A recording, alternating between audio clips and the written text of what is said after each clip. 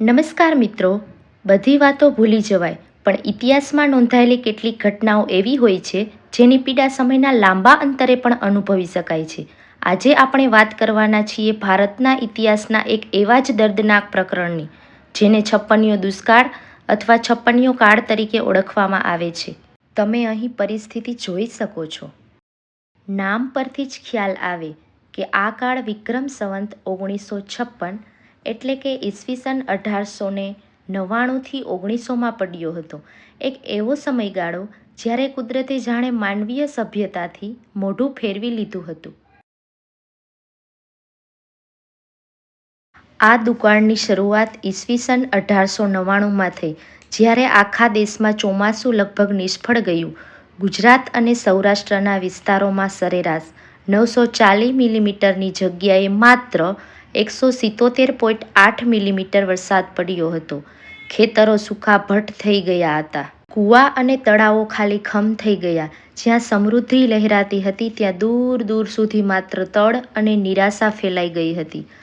અનાજના કોઠારો ખાલી થઈ ગયા અને પશુઓ માટેના ઘાસચારાની વાત શું કરવી? આ કાળમાં માત્ર વરસાદની કમી નહોતી, એ તો માનવીય અસ્તિત્વનો સૌથી મોટો સંઘર્ષ હતો. નાના ખેડૂતો, કારીગરો અને જમીન વિહોણા મજૂરો માટે તો ભૂખે મરવાનો વારો આવ્યો હતો. જીવન ટકાવવા માટે લોકોએ અકલ્પનીય કાર્યો કરવા પડ્યા. જંગલોમાંથી ઝાડના પાંદડા, વેલાની છાલ અને ખાવાલાયક ન હોય તેવા થોરના ડીંડા ખાઈને પણ દિવસો પસાર કરવા પડ્યા. જે પશુઓ ખેડૂતનો આધાર હતા તે ઘાસચારાના અભાવે મોટી સંખ્યામાં મરણ પામ્યા. એક અંદાજ મુજબ ગુજરાત અને રાજસ્થાનના 10 લાખથી વધુ લોકો અને આશરે 20 લાખ ઢોર આ દુકાળમાં મૃત્યુ પામ્યા હતા. દુકાળની ભયાનકતા એટલી હતી કે ભૂખમરાની સાથે સાથે રોગચાળો પણ ફાટી નીકળ્યો. લોકોના શરીરમાં જીવ રહ્યો નહોતો, તેઓ હાડપિંજર જેવા દેખાતા હતા. આ પરિસ્થિતિમાં નૈતિક મૂલ્યોનું પતન થયું. ભૂખ સામે ધર્મ અને નીતિ પણ લાચાર બની ગયા. આ ભયાનક પરિસ્થિતિમાં સ્થાનિક રાજાઓ અને બ્રિટિશ સરકારે થોડા રાહત કાર્યો શરૂ કર્યા. પરંતુ એ વિશાળ જનસમુદાયની જરૂરિયાતો સામે તદ્દન અપૂરતા હતા. લોકોને કામ આપીને અનાજ આપવાના પ્રયત્નો થયા, પણ મૃત્યુ આંક એટલો મોટો હતો કે રાહત નહિવત લાગતી હતી. છતાં કેટલાક લોકોએ આ મુશ્કેલ સમયમાં પણ માનવતા જાળવી અને એકબીજાને મદદ કરી. આ ઘટના આજે પણ લોકગીતો અને લોકવાર્તાઓમાં જીવંત છે, જે તે સમયની પીડા અને માણસની મજબૂરીની યાદ અપાવે છે.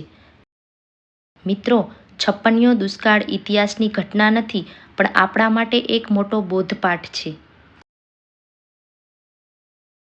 તે આપણને શીખવે છે કે કુદરતની સામે માનવી કેટલો લાચાર છે અને પાણી તથા અનાજની કિંમત શું છે. આ દુકાળે ભારતના લોકોને કુદરતી સંસાધનોનું મહત્વ સમજાવ્યું અને ભવિષ્ય માટે જળ સંચય તથા ખેતીની નવી પદ્ધતિઓ અપનાવવાની પ્રેરણા આપી. ચાલો, આજના સમયમાં પ્રકૃતિનું સન્માન કરીએ અને સાધનોનો બચાવ કરીએ, જેથી આવા કાળની કલ્પના પણ ન કરવી પડે. તો આશા રાખીએ છીએ કે વિડીયો પસંદ આવ્યો હશે. તો નેક્સ્ટ વિડીયો કયા ટોપિક ઉપર લાવું કોમેન્ટમાં જરૂરથી જણાવજો. હો